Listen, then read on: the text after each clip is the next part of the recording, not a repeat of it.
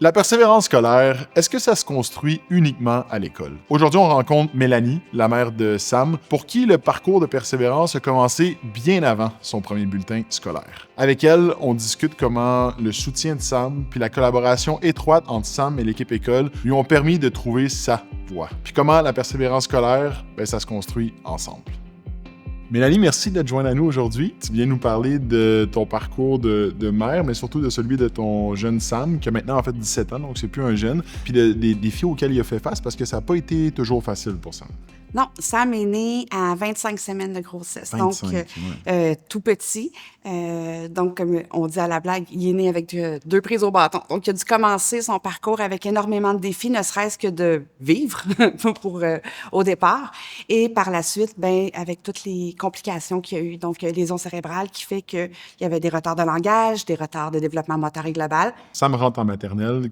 Comment ça se passe cette première année-là? Surtout en maternelle, j'ai compris rapidement qu'il fallait que je fasse équipe avec l'école parce que Sam avait des défis de compréhension, donc elle n'allait pas aussi vite que les autres amis pour comprendre les consignes ou pour se mettre en marche dans les activités. Travailler en équipe avec l'enseignant dès le départ, de lui expliquer quel genre de fils il était, c'était quoi ses difficultés. Donc, cette communication-là que j'avais avec les enseignants, je pense que ça a joué un rôle déterminant dans la réussite de mon fils. Comment on crée les ponts pour que l'école puis la maison soient comme connectés pour notre jeune? Moi, ce que j'ai toujours fait avec les enseignants, c'est de dire, je te laisse gérer ça comme tu le sens, mais s'il y a quelque chose, s'il te plaît, avise-moi que je puisse compléter l'intervention à la maison, mais aussi de pouvoir continuer ce qui s'est fait en classe à la maison aussi. Quand on a un jeune qui a peut-être plus de difficultés, c'est facile, j'imagine, de devenir un peu surprotecteur de nos enfants. C'est le premier réflexe qu'on a, je dirais.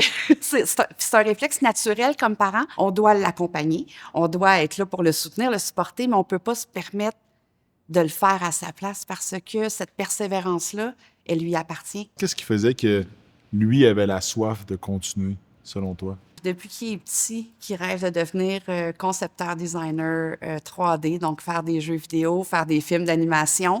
Et il savait que c'était le seul chemin possible pour se rendre à son rêve. C'était de réussir ses études. Il a vraiment réussi à faire sa place. Ça te rend fier? T'es fier de ce cheminement-là de ton fils? Oh mon Dieu, tellement. Tellement parce que, là, je vais devenir émotive, là, je vous le dis. La dernière année secondaire 5, qui est déjà difficile pour la majorité des adolescents, au-delà de la fatigue du parcours scolaire que Sam ressentait, il a perdu son père au mois de mars, donc juste avant de terminer son secondaire. Et là, j'ai vraiment eu peur de l'échapper. Là, j'ai vraiment eu peur qu'on allait passer à côté. Puis, je trouvais ça dommage. Pas parce que la diplomation est une finalité en soi, parce qu'il y avait toujours moyen de se reprendre, de reprendre l'année d'après, d'aller aux adultes.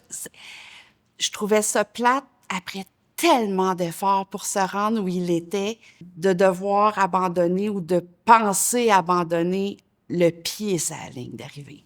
Et encore une fois, l'équipe école a été fantastique. Ils ont fait en sorte que Sam a pu terminer son secondaire et avoir son diplôme. Qu'est-ce que tu as appris que tu aurais envie de partager à tous ces parents-là qui ont peut-être des jeunes plus en difficulté ou qui font face à des défis? De se donner le droit d'être découragé, de se donner le droit de ne pas savoir. C'est d'écouter le rêve de notre enfant puis de l'aider à s'y rendre.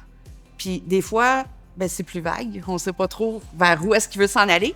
Mais je pense qu'il faut l'écouter. Il faut trouver c'est quoi l'étincelle chez notre enfant. On en a tous une. On a tous quelque chose qui nous allume.